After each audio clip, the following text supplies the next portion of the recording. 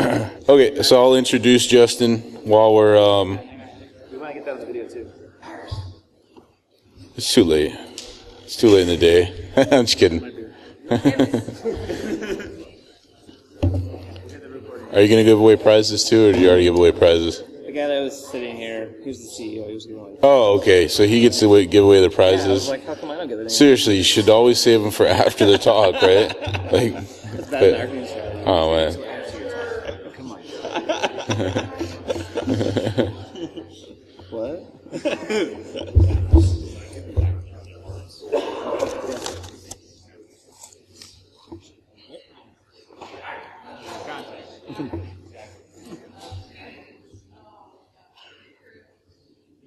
Get it.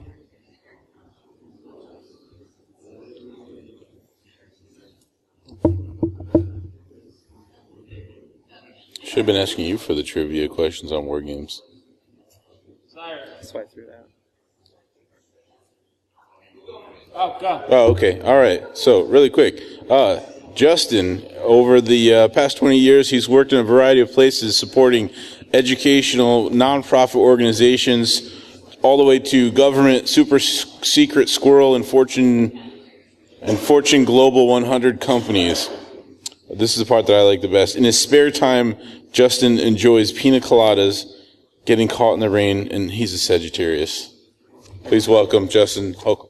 Thanks, man. Appreciate it. You're all still here and maybe only partially buzzed, so I'll try to be a little quick on this. Originally, when I pinged and want to say thanks, but what are we going to talk about? Because we were supposed to get the speaker section right for being a sponsor, and they're like, well, you need to have a real talk. And I was like, oh, like I can't just tell you like what our company does. I'll have to come up with some things. So we took some more stories that we think are kind of interesting and some outcomes. I'm a big fan of WarGames, and I always like Joshua's kind of insights right on fundamentally what's going on. So that's where everything's tied into. I'm one of the owners, Trong and Chad back there, one of the owners of FIA. I won't say too much about it. We're a professional services consulting company, right? So we help companies and organizations really secure themselves, for lack of a better description. If you have more questions, you can come find us. We're not a staffing agency. A few people were saying that up front. I just want to make that clear. But we don't make products. We don't sell products. That's not really our gig. So first off, I want to thank everyone that's involved with BSidesRDU. I know it's not easy to put together an event like this. I've done some volunteering and assistance and speaking for the Portland PDX over in Oregon, B-Sides, where I live. And I know it takes a lot of hard work, a lot of effort to bring the community together. And really, FIA, our company, just started having folks here. We have about 10 strong, and we're growing. And so we really want to be part of the community too. So thank you guys. Thank you. I know Greg, Patrick, and Pavin were folks that I got to interact with, but I know there's a lot more of you out there, so thanks again, and keep supporting the community. There's going to be maybe 3-4 war stories, depending on how much time people want to give me, and I'll be available for questions, or we can have a beer afterwards and chat too. There's a fair amount of anonymity for the organizations involved, so I'll give kind of the lay of things that happened and what some of the takeaways that we have from it.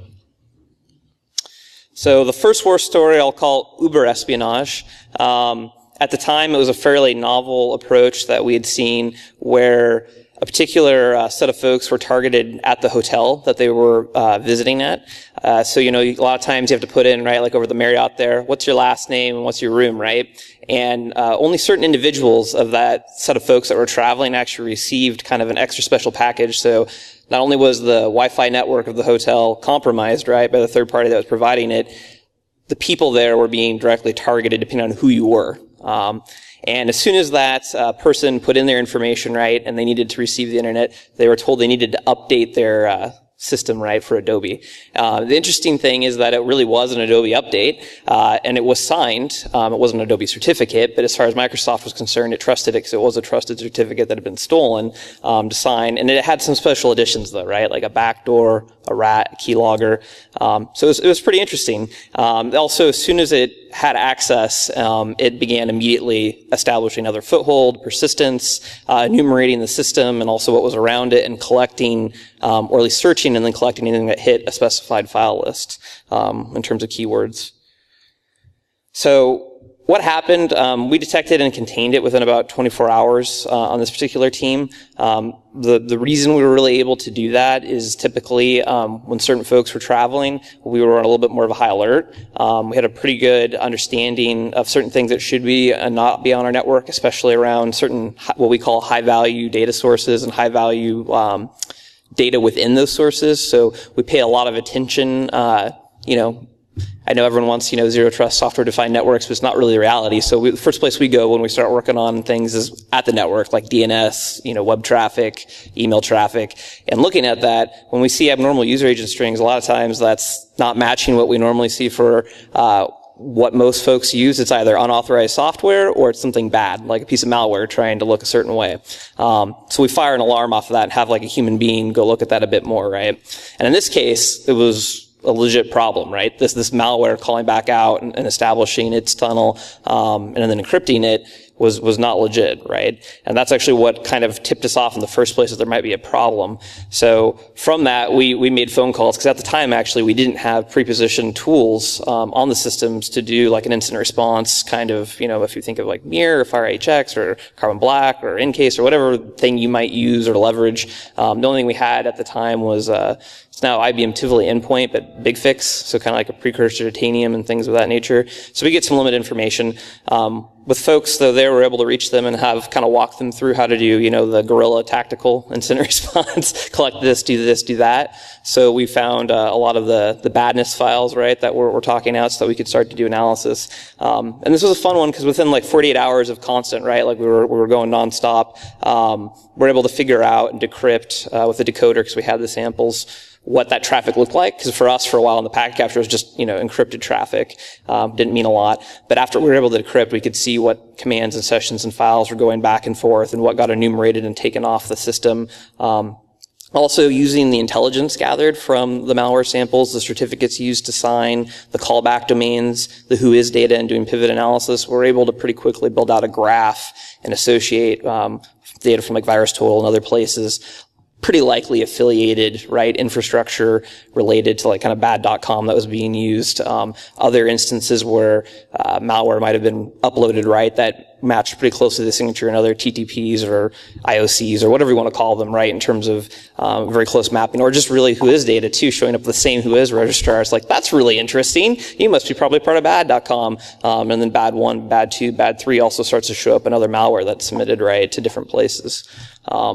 But we had initial triage and attribution of 72 hours. It's one of the few times, so I like to highlight it, that's actually the case. Usually, most places, it's days, weeks, months, years, which a couple of the other war stories, that was the case. But we were fortunate because we were able to be pre-deployed. And that gets into some of the Joshua insights. I've heard a few of the speakers today. This morning I was kind of absent, but in the afternoon talk about kind of being pre-positioned, and we certainly were, and we always focus on picking something. In this case, it was incident response and breach detection and containment were kind of the biggest concerns. So we focused deep on that data and tried to position as many tools at the time as we could.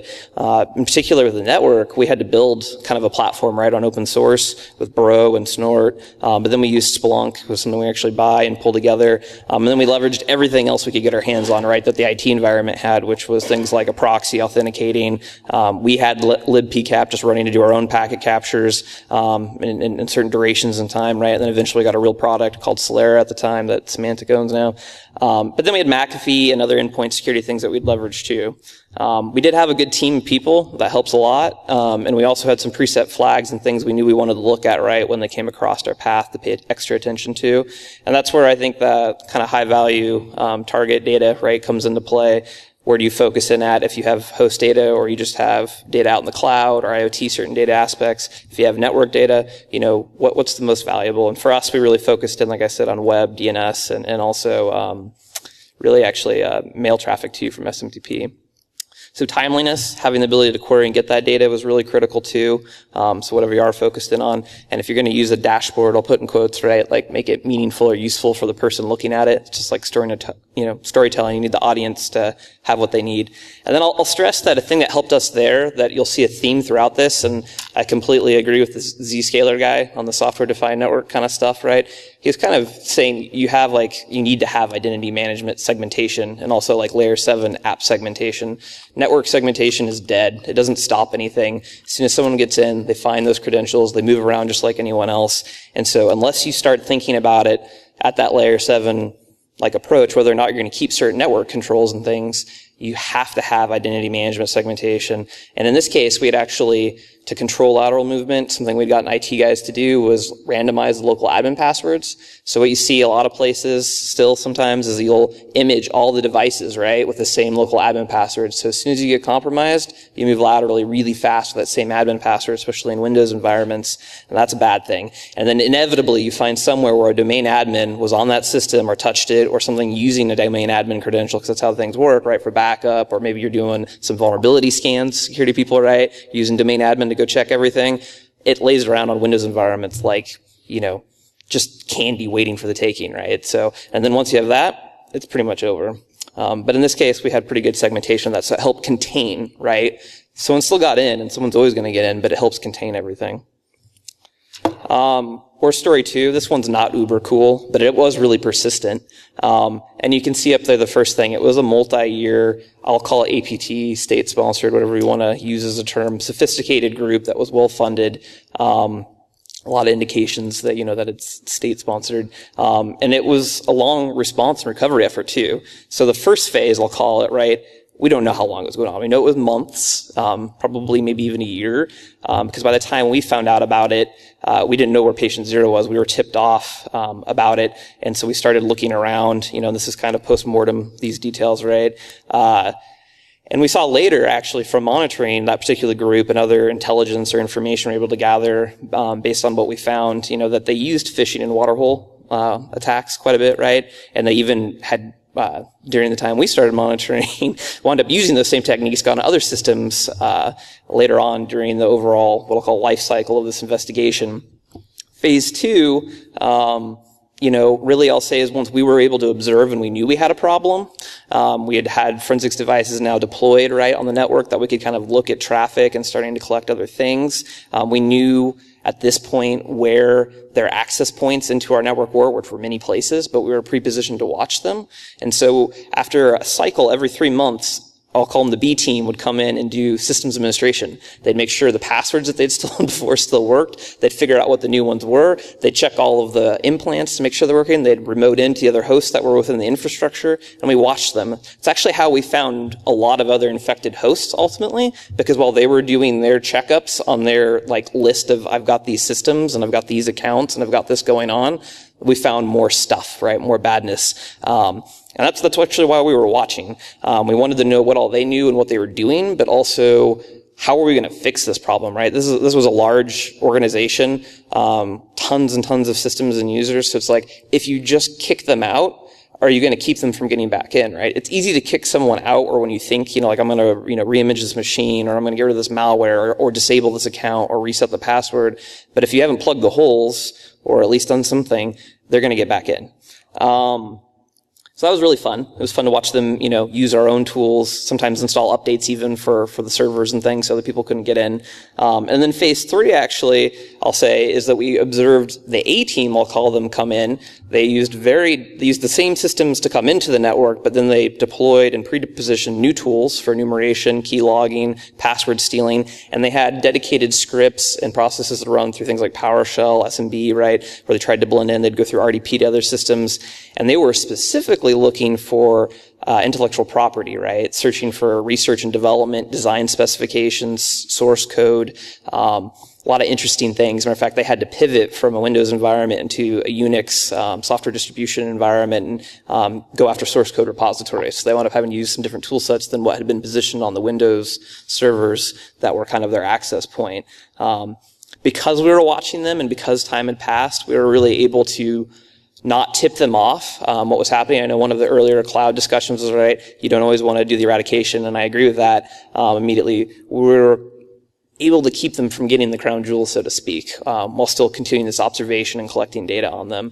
Because we weren't ready yet to do our rebuild and recovery, right? We weren't ready to plug the holes, we knew it. So we didn't want to tip them off that we knew what was going on and we were watching. We were prepared to pull the trigger, though. So what happened here? How did all this come to be, right? So that's kind of the whole story. But initial was actually notification from the government. Thank you, Uncle Sam.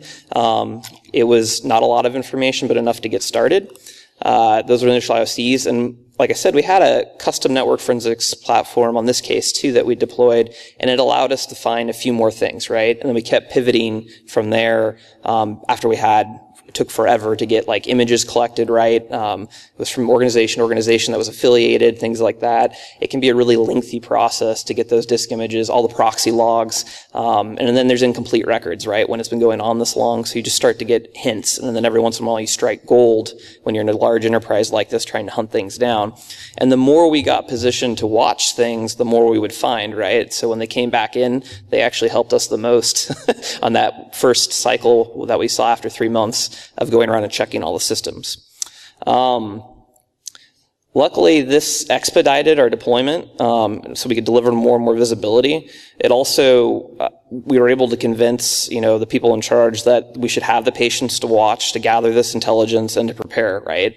So really the preparation was the identity management, hygiene and hardening, and that layer 7 type of compartmentalization and protecting the crown jewels.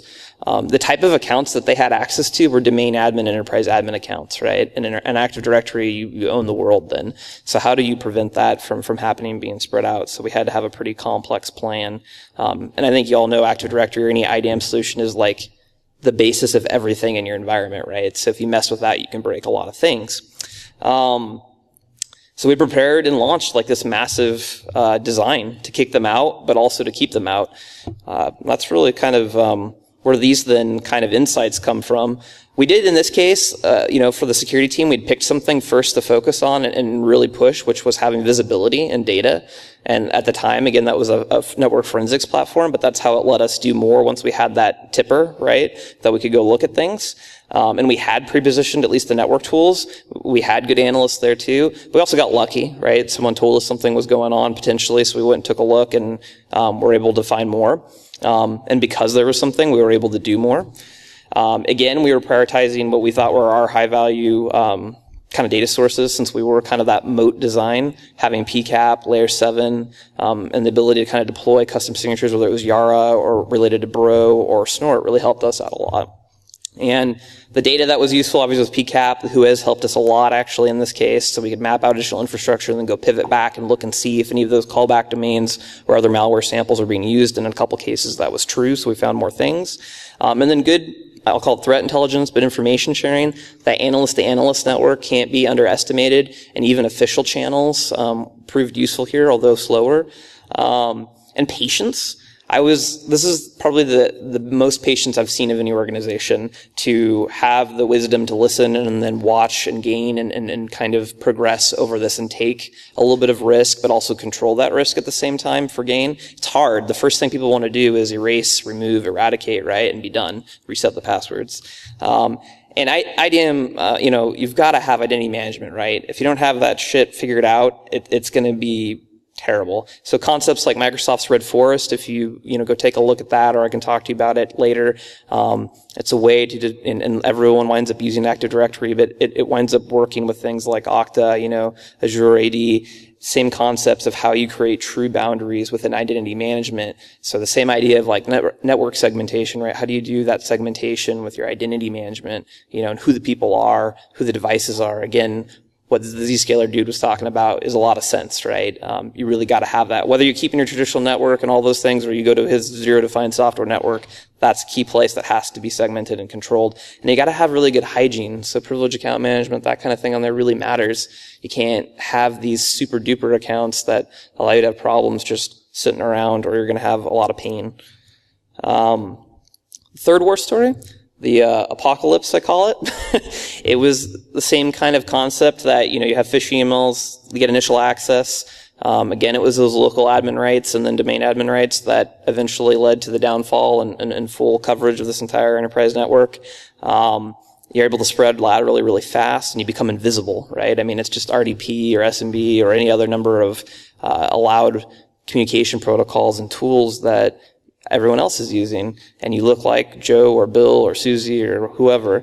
And so silently for weeks, even months, exfilled a large amount of data, like everything, I'll say. So emails, files, everything was taken. And then they set up their next phase, because that really wasn't their goal. Their goal was more of a FU, I'll call it, because it was, we're going to destroy everything we can, right? And you see more of these attacks happening all the time, more data, through either encryption or manipulation of master boot records or certain key boot files, right? Are just there to make things inoperable, to damage or lose data for organizations and individuals. And so that was the last stage. After collection, they blasted everything. With those kind of credentials too, it's pretty easy to do. So wiping tools and manipulation tools, everything, endpoints, servers, obliterated. Very, very not nice. What happened? Well, it became obvious. All of a sudden, people were like getting into their computer systems and are like, this isn't working. This isn't okay. And everything's down. Mass panic sets in masse. There were other indications, right, in hindsight when you do the investigation, because you can, although it's painful, spend a lot of time recovering these disks if they weren't fully encrypted, or files actually securely deleted, right? I mean, everyone knows here probably, right? The data's still there effectively. It just takes time to acquire it and reconstruct it, depending on how much damage was done to the file system or the file itself. So we were able to recover a lot of data over time, like months and months and months, to try to understand. But that took a lot of hindsight time. So there was an army of IT and security folks to create a new temporary network and comms capabilities, as well as to investigate and rebuild to a new operational network, right? So how do we get back to some new state that works? It's really, really, really hard to recover when you don't have domain controllers. They're just gone. Or your backup systems are just gone, right? And I don't mean like, hey, the tapes are there or this other storage mechanism, but when you don't have the encryption keys for that, because they were sitting on one server that wasn't backed up, the backup to the backup, right?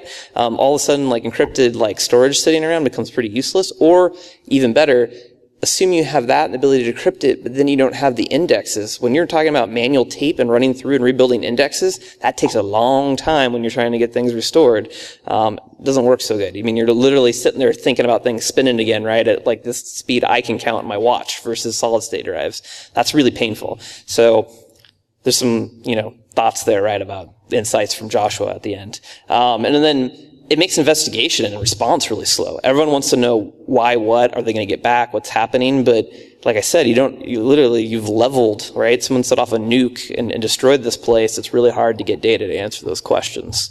And it's competing with the time and resources that you want to get comms and other systems back up too. These organizations have to keep working.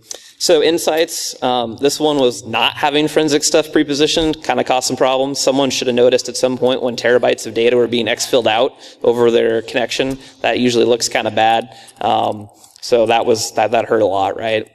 And then I guess also I think an insight is that destructive attacks are really real now. You hear some in the news, but a lot don't get advertised, right? And where people are pretty harsh towards folks now if they have a reason to be. And it's a good idea to exercise what a complete, destructive attack looks like from a COOP disaster recovery scenario.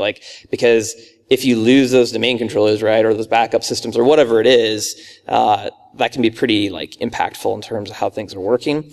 Definitely have a backup to the backup, and in particular, we talk about high value data or things to focus in. It's the same thing with this on the IT side.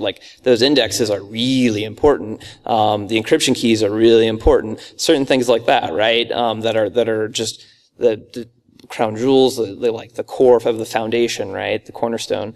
And DCs, having offline copies and frequently having those updated, and some kind of a backup that's easily accessible or usable is pretty critical typically too.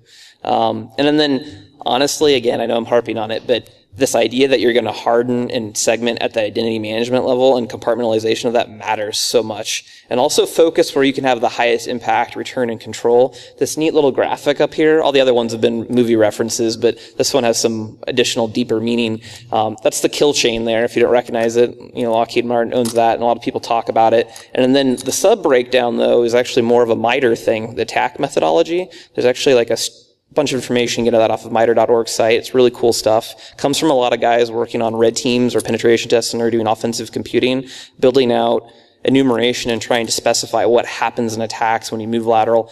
And those are the areas we focus in as a defender.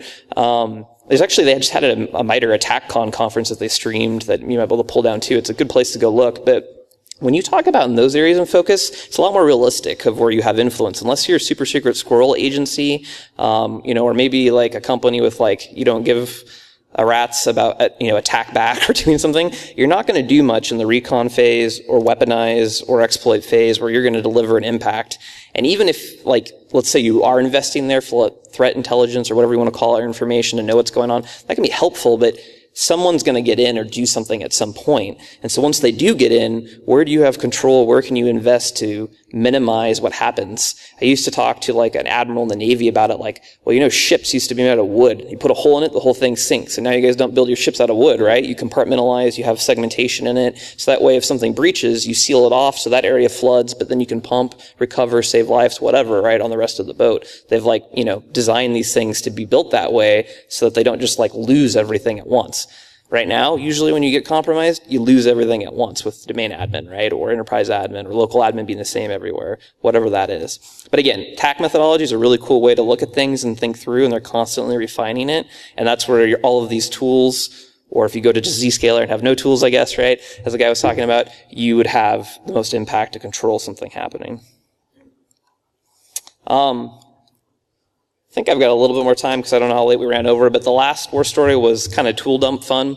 So I don't know if you've ever been somewhere and a vulnerability comes out in the public and then people who are really important come running what's going on? Do we have a problem or are we going to be hurt? Are we vulnerable or are we under attack? Or they hear maybe about exploits or tools being dumped from super secret squirrel places or other types of hackers, right? And it's in the news. It's a really hot thing. That happens to us all the time and our teams and people. So, some important people wanted to know, what was going on. Do we have that? Do we see it? And in this particular situation, the data set is huge, exceptionally large. We're talking all of the internet traffic in and out for thousands of large organizations. And so this is, kind of defined if you think of it Netflow, back and forth, billions of flows a day. But no visibility into endpoints or beyond that. So you just have all this internet data going back and forth between organizations to look for badness and say something. It's pretty hard to do. It's that needle and needles thing someone was making fun of. It really gets difficult, right? It's a big data problem. So how do you build an analytic for Netflow? Or we have snort signature capability to apply there too, to find. In this case, it's just kind of one-on-one signature building still, but it's a good process to follow. Build that profile, pull in the lab. This thing's been dumped. You can have a copy of it. Build kind of your test harness, right, to run it, automate it, execute it, collect lots of samples and data and enumerations as much as you can. You got to really stimulate the environment, not to be made fun of. But yeah, you got to get things working. And then once you have that interaction and data, you can start to do something with it, right? And in this case, we were having a hard time because most of it was encrypted, so it has high entropy, and that looks really hard to detect, or for devices to figure out things on it. So our analyst in this case actually kind of started working with some different visualization methods to profile the data, which wound up being really successful. And he actually kind of extended and built a tool to help with large packet, and other types of data analysis to visualize and look kind of called the water flow method. And I'm talking a little bit past my scope because I wasn't the analyst. But that's what led to seeing basically a commonality, right, outside of all the entropy that was that's interesting. Let me zoom in on that. And there's a repeatable pattern that we can detect and do something with. So this is kind of again, hard to tell probably up there, but that banding that's circled was an indication of repeating, right, commonality, whereas the rest was pretty much randomness. And so that repeating pattern that we visualized, we could go then dig in deeper and see what that really meant and looked like. And it really turned out to be part of the handshake of the protocol, because it was using a custom protocol for the tool that was being profiled with it. And we could then build a signature around that. Now, it took more tuning and fine-tuning, especially with a massive data set, because all of a sudden you find within massive data sets other things that look kind of similar to this weird protocol that was being used, because it was a custom written protocol. But still, I guess millions of people in the world, right? There's several false positives, so it got tweaked a bit more. But it worked. And also it kind of really showed that visualization of really weird data that looks like nothing to humans, or you can't find normal things because it's custom. There's still stuff out there, right? When you start to visualize and do clustering and things like that, or look for groupings, it stands out like a sore thumb, and then you can go investigate further. So that was pretty cool. The ability to, have someone that can do coding and help extend tools is really helpful, I would say. It was probably obvious to this crew, but you'll find a lot of places that there's no one enabled to do that, right? There isn't an environment to do it. They may not have the skills, or they have the skills but not the environment and the leeway to do it. It's really important to be able to extend tools, glue them together, do custom analysis, things of that nature. And then enabling that environment is really critical too. And I think that is another thing to credit to this, that enablement was there and the ability to work on that and then apply it in the production environment too, right? And test it further and execute on and refine. So that's kind of the end of my war stories. Any questions? I can't see well with the spotlight, so if I'm not seeing you, you might have to wave at me like this or something. I'm going to go with no. That's a no. There's no questions. Everyone go drink, eat dinner. Thank you for coming to...